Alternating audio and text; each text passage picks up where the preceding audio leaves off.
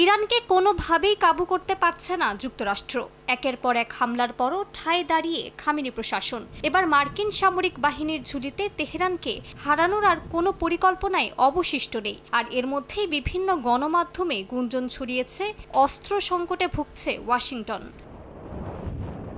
মার্কিন সংবাদ মাধ্যম সিএনএন জানিয়েছে, ইরানের বিরুদ্ধে চলমান সামরিক অভিযানে কাঙ্ক্ষিত ফল না পাওয়ায় নতুন কৌশলের খোঁজে নেমেছে যুক্তরাষ্ট্রের সেন্ট্রাল কমান্ড বা সেন্টকম। গত সপ্তাহে সেন্টকমের গোয়েন্দা শাখার এক জ্যেষ্ঠ কর্মকর্তা সামরিক বিশ্লেষকদের কাছে ইমেইল পাঠিয়ে ইরানকে চাপ ও শাস্তি দেওয়ার নতুন, সৃজনশীল এবং অপ্রচলিত উপায় খুঁজে বের করার আহ্বান জানান। এমন ইমেইল ভিত্তিক মতামত আহ্বানকে অস্বাভাবিক বলে মনে করছেন সংশ্লিষ্ট কর্মকর্তারা।